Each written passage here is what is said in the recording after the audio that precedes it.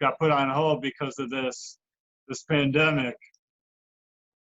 All right. Before we talk about your playing career, just want to ask about you being part of the LaSalle Green Archers program last year. Could you discuss how was the experience of handling the LaSalle team, and could you tell us more? What was your role there in the team? Yeah, it was a great experience. At first, you know, LaSalle and boss ECJ asked me to, you know, help with the program, consult for the program, and then eventually, you know, I was tasked to, you know, run the program.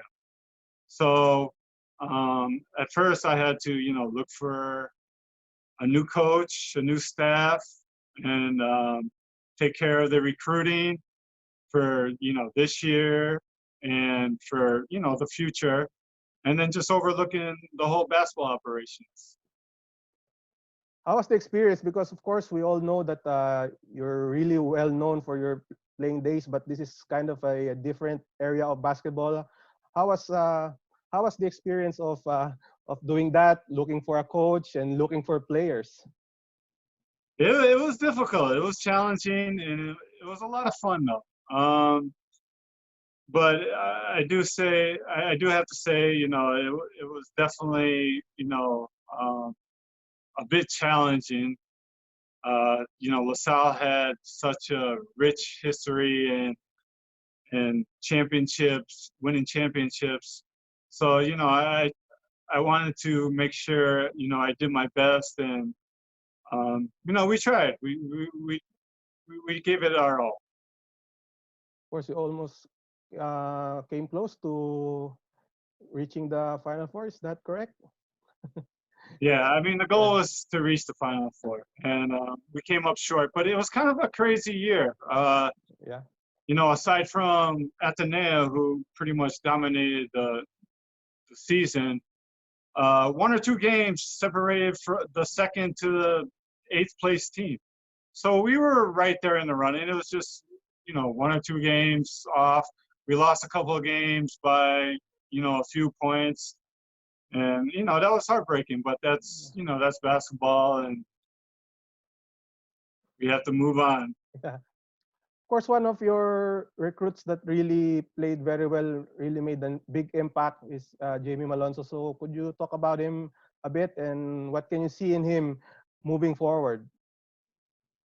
Yeah, Jamie, I think his performance this year speaks for itself. He was the second player of LaSalle to be part of the Mythical Five team. Yeah, he's very talented. He has a bright future, and you know, he's a great kid off the court, and he's a willing learner. I think the sky is the limit for this kid. What do you think are the areas where he still needs to improve on? What do you think is some of the I'm things that sorry. he's what do you think is some of the aspects of his game that he needs to improve on from your standpoint?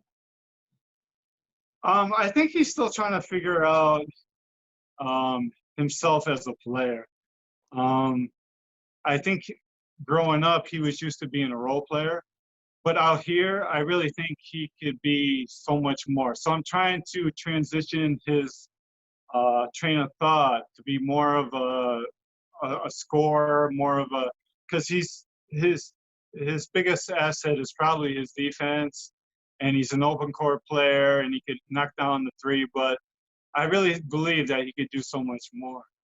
So I'm just trying to mentor him to, you know, take on a bigger role, take on something that he's not used to. Of course, he also played for Mighty Sports last year. Yeah. In Dubai. Yes. So how do you think? How big is that for Yeah, him? that was huge for him. I mean, that was a great experience.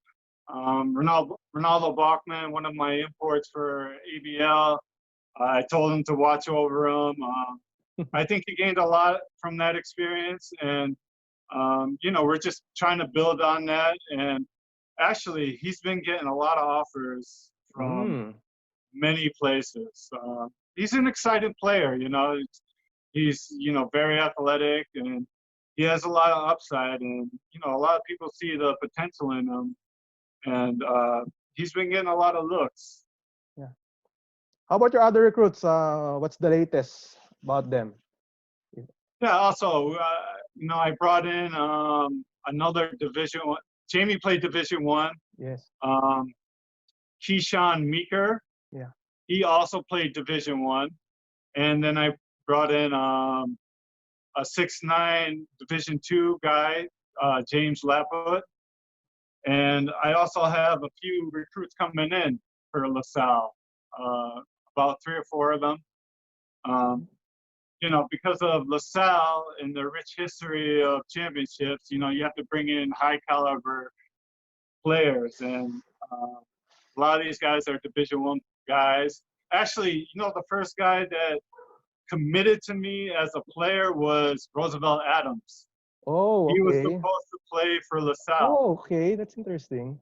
Unfortunately, he was 9 days over the age. Yeah, he Oh. just missed it by 9 days. And you know, so I recruited him for about 6 months. I thought at the time he was eligible, but I found out a little later that he wasn't. But you know, I put him with Charles True, and I put him on Mighty Sports, and you know, he blossomed. He's the #1 draft pick, and I'm really happy for him because you know, I just told him about the opportunity here in the Philippines, and I would help him come over, and he's really taking advantage of it. But as for Keyshawn Meeker, Yeah. he was a legit D1 prospect. He actually averaged 15 points his junior year, and you know, I was expecting big things from him, but unfortunately, he had a pre-existing injury that he aggravated during the season, and we never really got to see his full potential. But the kid could play. Do you think if Roosevelt Adams was part of LaSalle, that would a bit change the fortunes of the team if Adams played for LaSalle? I think so. I mean, having Adams and Jamie at the wings, yeah, that would definitely change the dynamic of our play. Yeah, moving forward, of course. James Laput, you know, he's 6'9". He also didn't get to show his full potential. He actually got injured in practice. He took a nasty fall midway through the season in practice. He did a dunk. He kind of swung, and he actually fell right on his head. He went into seizures, and he was. It was a pretty scary moment, but he ended up not playing the rest of the season. But I really believe, like, with more games, he would have had an impact as well. When you recruit players, Sir Danny, what's the first thing that you look at this player? What's the first thing that you try to assess before you really become interested in that player? Yeah, I would have to say character. You know, character plays a huge part. You have to be able to be coachable. You have to be willing to learn and to fit into, you know, the coach's system. You know, recruiting, it's a tough process. It's a vital component to a program, and you know, you always tailor guys to fit in your program. But it's tough because you have to, you know, gain the trust of the parents.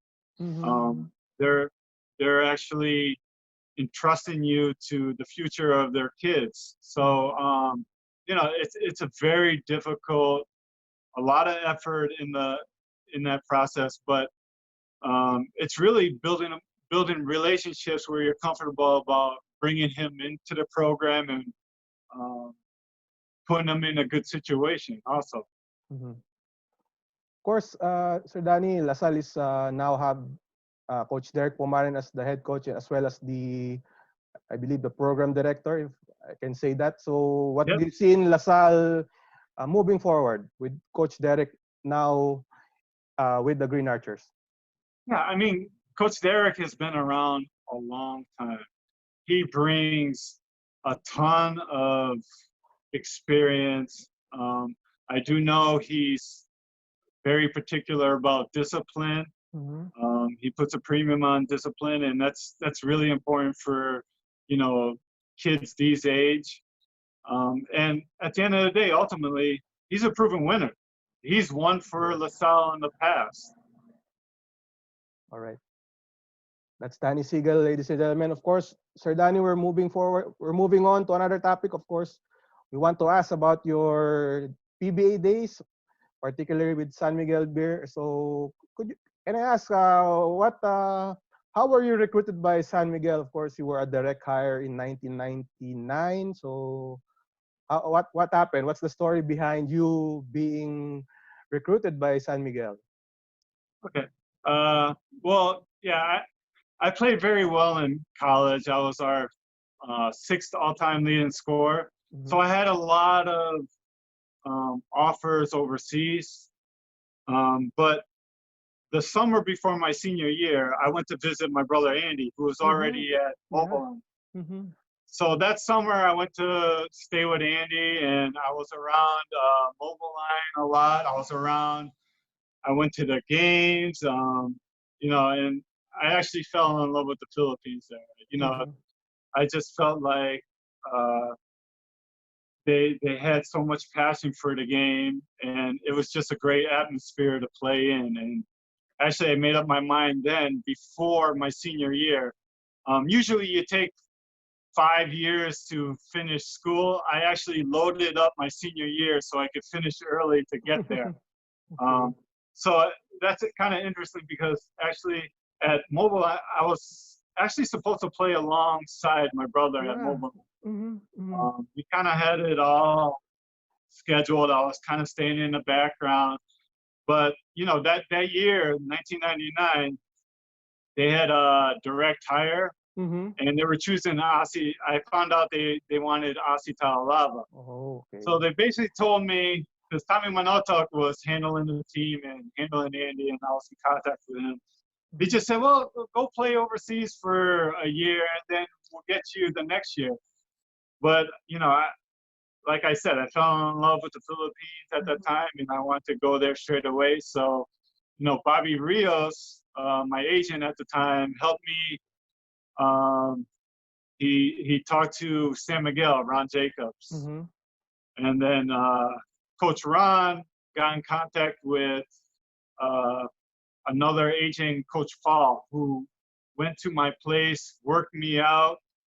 And Coach Fall told me, he said, I want you to listen to what I tell Coach Ron. And I was like, okay. And when he spoke to Coach Ron Jacobs, he said, Ron, give him whatever he wants. So the rest is history there. Yeah, the rest is history, as they say. It's quite interesting that you almost played for Mobiline. Yeah, people don't know that. Mobiline. I almost played alongside my brother. I mean, yeah. How's your brother, by the way? Where is he now?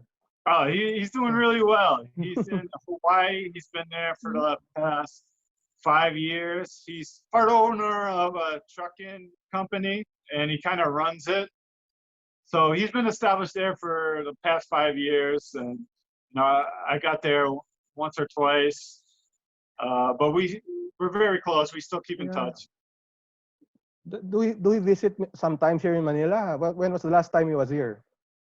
He was actually here, I want to say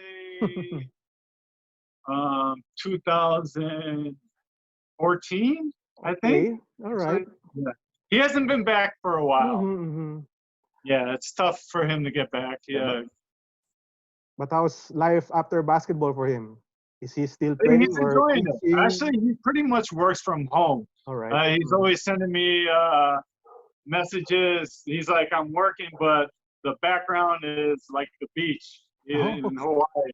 You know, he pretty much works on his computer and kind of just runs things through home. So he's really enjoying himself. He's doing well for himself. I remember when he was here. I think he had a jeepney during his playing days. Could you confirm it? Is it true?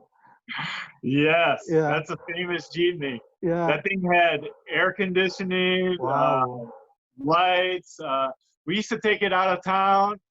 Um, Mm, it was a lot of fun. I mean, he's always been into trucks. That's one of his things. okay. And Yeah. yeah, so um, that's where his profession took him after Yeah. his playing days. But yeah, he had a great jeepney. He had it Mhm. all custom, and Yeah. I remember I'd be driving with him, and he would just pick up random guys off the street and just be like, "Hey, you need a ride?" Why do you think he fell in love with the jeepney? What's the story behind it? Why did they Well, choose? Yeah. he basically had two things he loved in life: trucks and basketball. That Wow. was it. Growing up, he always had trucks, and he was always playing basketball. Wow, that's an I'm glad he's interesting. still doing something he really loves. Yeah, great story.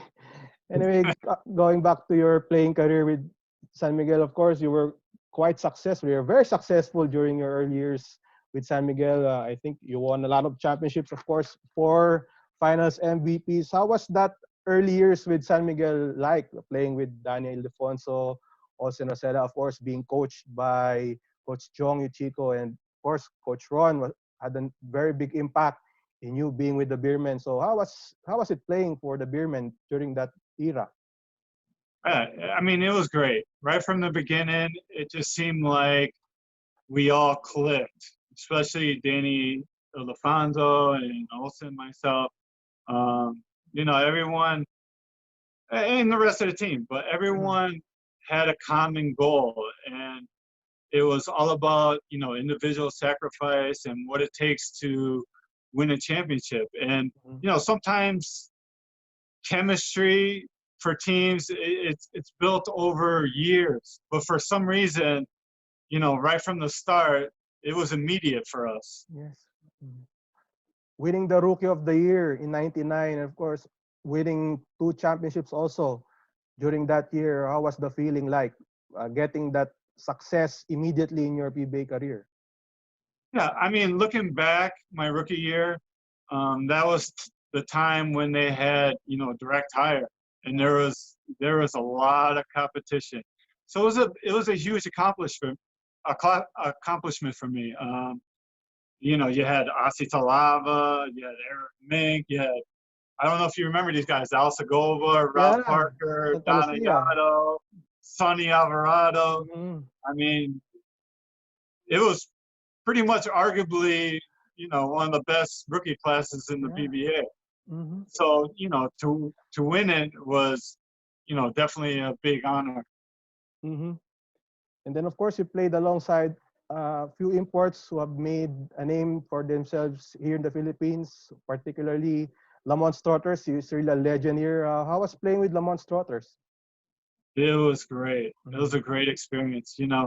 Um, I've never met anyone that was as competitive Mhm. as him as an import. Mhm. I mean, usually imports, they know they have the talent and they're good and they don't take practice seriously. Not him. Mhm. Every day he was competing every day, and it made the team better. It made myself better, and the results speak for itself. He's Mhm. definitely one of the best imports I've ever played with. Mhm. His attitude was just, it was great, and he was just a super competitor.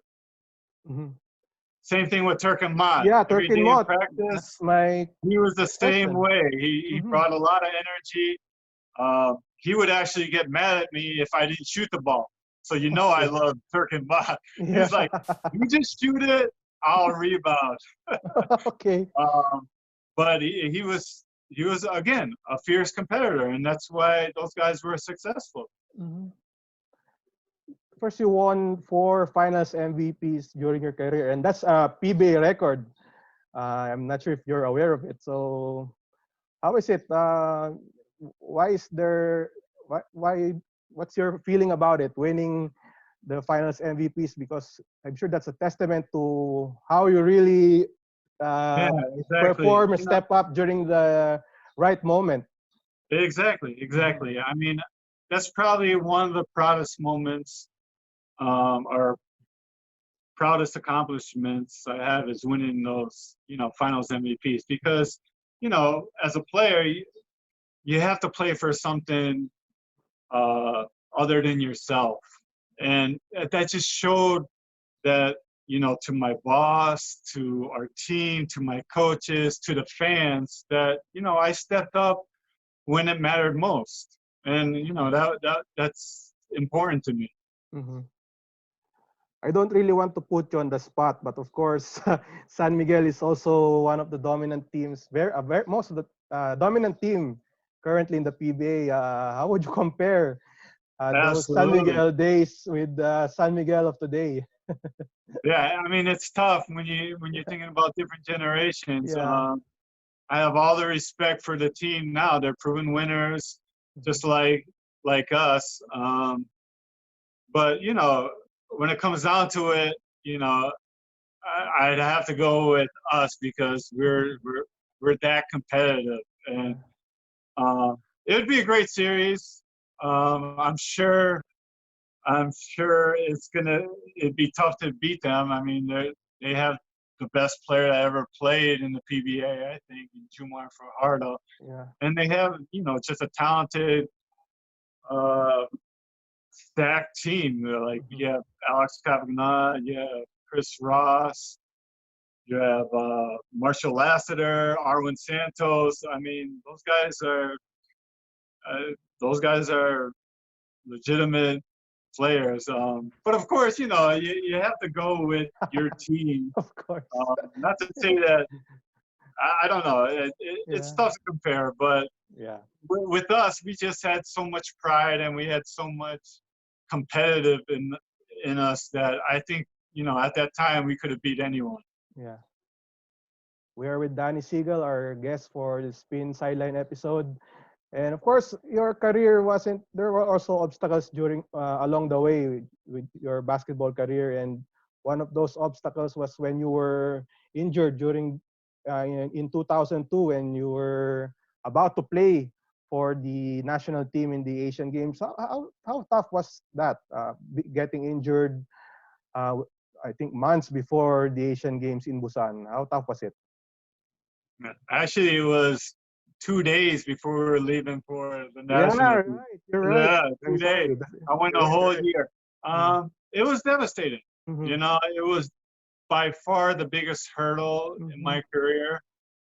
Um, we worked so hard that year to prepare, and the last tune-up game, Mm-hmm. Against Qatar. um,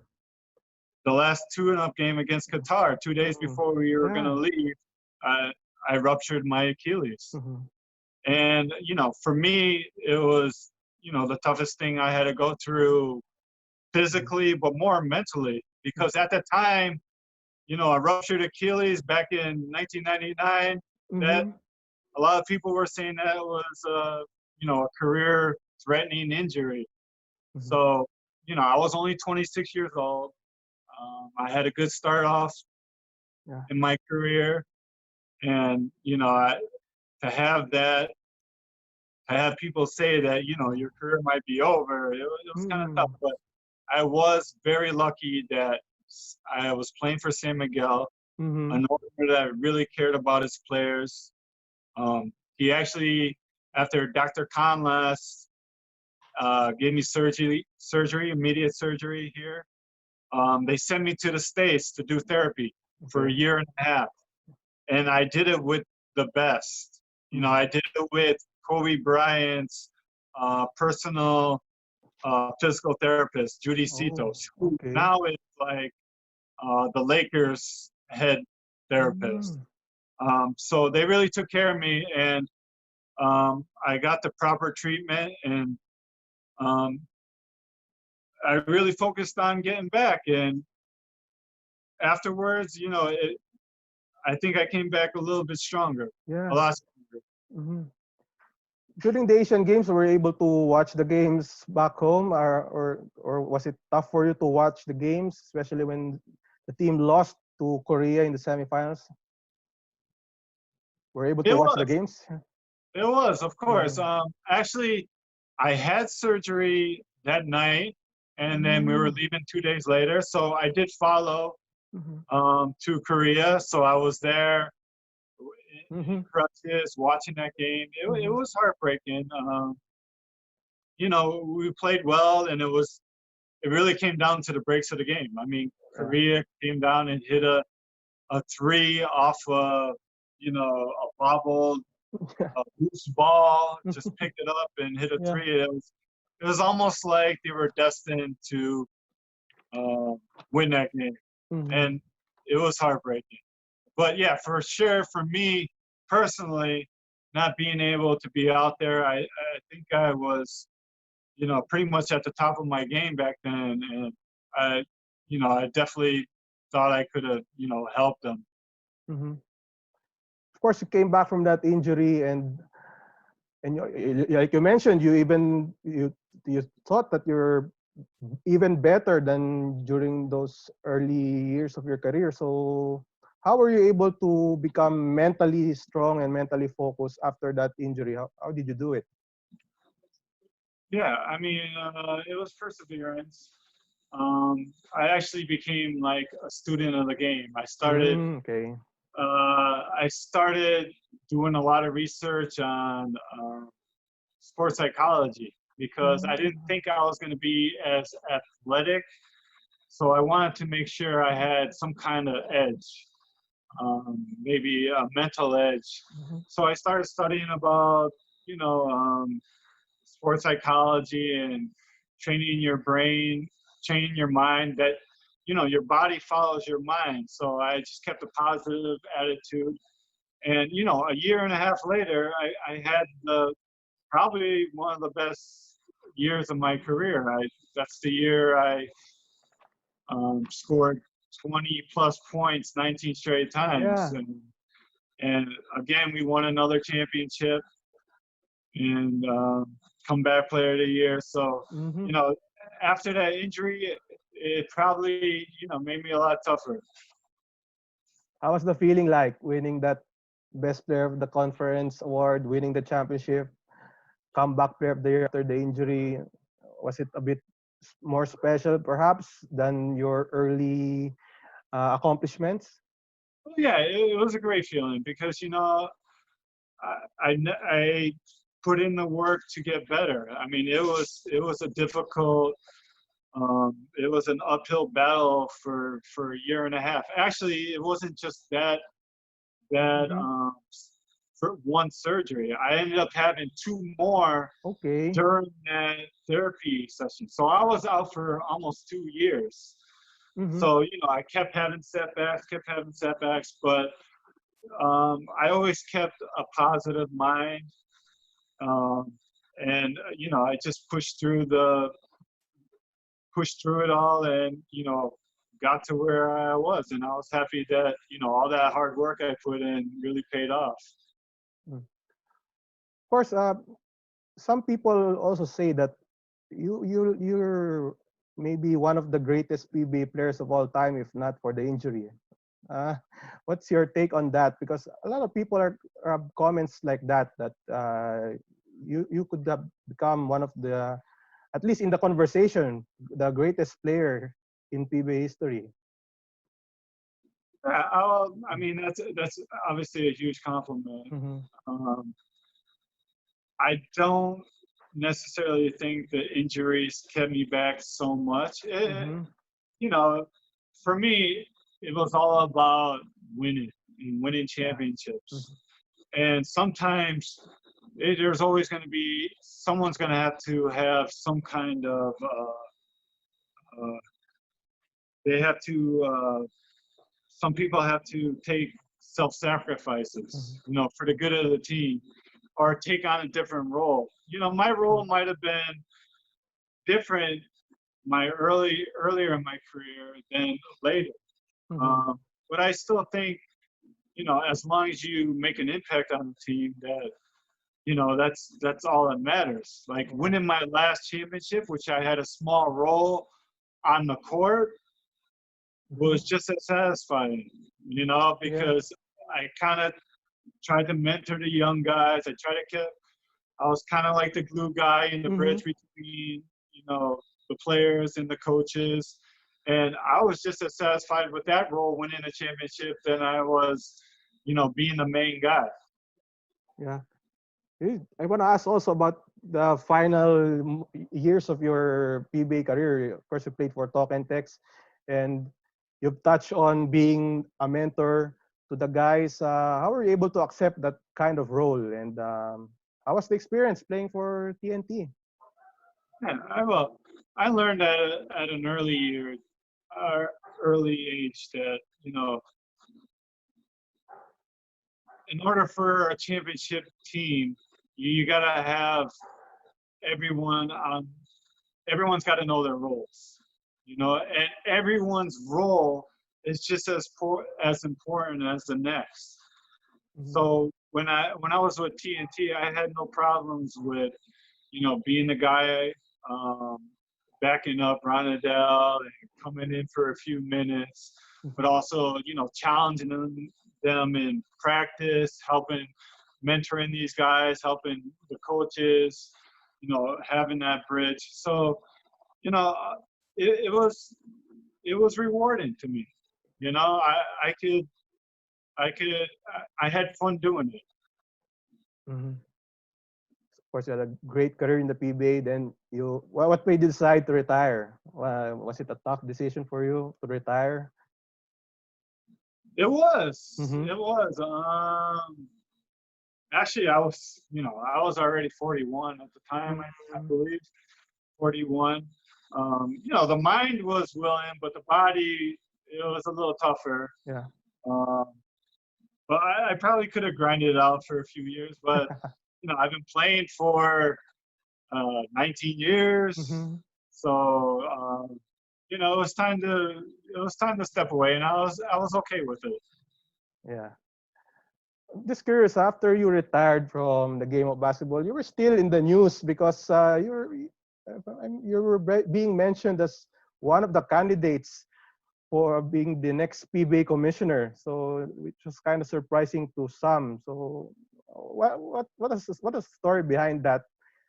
You being considered as one of the possible replacement for, I believe that's Mr. Chito Salud. So, what was the story behind that? Yeah, actually, when I was still playing for Talking Text, and I was, you know, still figuring out if I want to play another year or so, I was just asked for an interview for the commissionership, and one interview led to another, and I ended up on the short list. But, you know, like right now, I think, you know, Commissioner Willie Marshall is doing a fantastic job there. He's well liked, and, you know, I really think he's going to be there for a long time. How was the interview like? What were they asking? I'm just curious. Yeah, I mean, I had several interviews. I would just give them, you know, my insights and how to improve the PBA, and, you know, maybe because I was younger at that time, maybe give a young perspective on it. And, you know, I just kept getting called back. Yeah. But at that time, do you had like experience in sports management or stuff like that before that interview came? No, I didn't. I didn't. But, you know, basketball is my passion. And at that time, I've always been a willing learner, and, you know, I catch on things pretty quickly. And, you know, I would have definitely, you know, put a lot of effort into it. But, you know, it would have been great if it would have been great if one of a former player is a commissioner, don't you think? Maybe someday. Yeah. It will happen. Yeah. Do you still have plans to do it? Yeah. Do you still have plans to do it, or? Not at this time, no. All right. Like I said, I think Commissioner Willie is doing a good job for them, and I really believe he's going to be there for some time now. Yeah. Of course, after your playing career, you coach. You're part of the coaching staff of ALA Pilipinas. How was the experience being part of that special group with Coach Jimmy, of course, Justin Brownlee, Barbier Parkes, and Renaldo Balkman? How special was that team? That was a great experience. That was my first, job as a consultant for ALA Pilipinas. My first job after I retired from basketball, and being on the other side, working with Jimmy Alapag and helping to bring this, to form a team and win a championship in our first year. It was pretty special. Mm-hmm. What can you say about the partnership of Justin Brownlee and Renaldo Balkman at that time? How were they as players and as persons during that period? Some of the best imports I know. I mean, in all aspects, on and off the court, we just had a great relationship with them. Justin Brownlee is probably one of the nice. If you don't, I'm sure you already know. He's probably the nicest guy you ever met. Mm-hmm. And to be as talented as he is, and to handle himself the way he does, he's such a pleasure to have as a player. And Renaldo Balkman, his experience, his input, his influence that he had on his teammates was immeasurable also. I mean, those two were, the epitome of great imports. Mm-hmm. And how about the locals? Of course, Barbier Parkes was a big part of that championship, winning the MVP. How was that time? He was a huge player. Ray was, Ray, I think, is misunderstood. Okay. Before I met him, I heard some things about, how he was at NU, or he wasn't winning, or he's got kind of an attitude. I never had that. I never experienced that with Ray. I think he's one of the, he's one of the best players I've come across in a while, and he's going to show it soon. Yeah. He's at the time he won a MVP the year before, but he didn't win a championship. And the question was, could he bring the team to the championship? And we challenged him all the time. And as we were definitely hard on him, but he was all for it. I mean, he was, like I said, he was a willing learner, and he was getting better and better as the year went on. And he proved that he won a championship. He was the MVP. Yeah. And now he's strutting his stuff in the PBA. He's gonna go down as one of the best players to ever play this game in the Philippines. Wow. Okay. Yeah. Great attitude. Great kid. And of course, with Alab, you had Coach Jimmy and Eric and Coach Mac. Of course, you were kind of new in that scenario of coaching. So how were you guys able to learn from amongst yourselves in the coaching ranks? Of course, Coach Jimmy was just starting out as a coach. So how was the experience of learning with each other in this new field for you guys? Yeah, I mean, honestly, it was a great experience. We all respected each other, and I think that was a major factor. Coach Mac Kuan, he was the coach of ALA the year before. Eric, and of course Coach Jimmy Alapag. Those guys were proven winners as players, and but we all kind of came together and respected each other's opinion. It was like an open floor. Like, we would sit down, have a game plan, and we all didn't agree, but we weren't afraid to express what we were saying. And that's what I respect most about them. And we got things done. And Jimmy, you know, give him a lot of credit for, you know, being the head coach and having the final decision. Yeah. He would sit there and listen and debate, and it was a big discussion, and it was a healthy discussion. And guys, you know, weren't afraid to express their opinion. All right. And it Danny, worked out yeah. for us. All right, Danny, final few questions for you. And of course, one question for you. What's your future plans in basketball, in particular? Do you plan to be a head coach someday? What's your goals moving forward? Well, I mean, since the sports world right now is at a pause, you know, I still have a lot to consider. I do love basketball. It's always been a passion of mine. And I do want to follow and stay with what I love doing. But at what capacity still remains.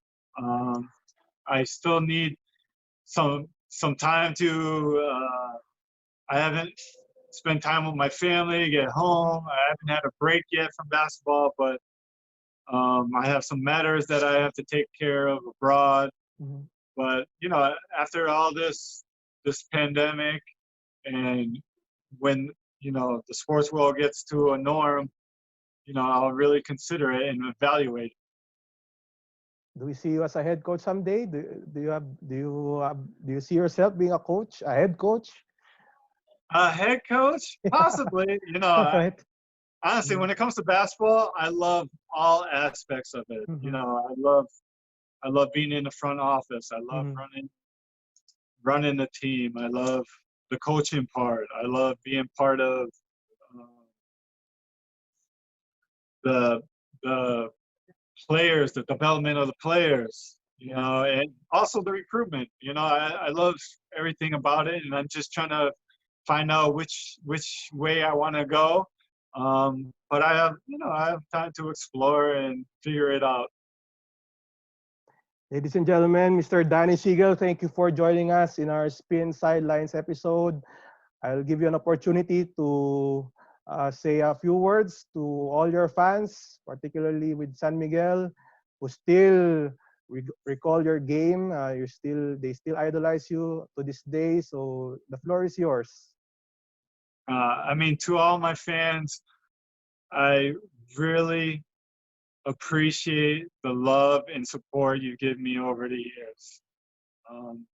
I can't begin to tell you how much I appreciate that, and you know, it means a great deal to me. So thank you, stay safe, and take care.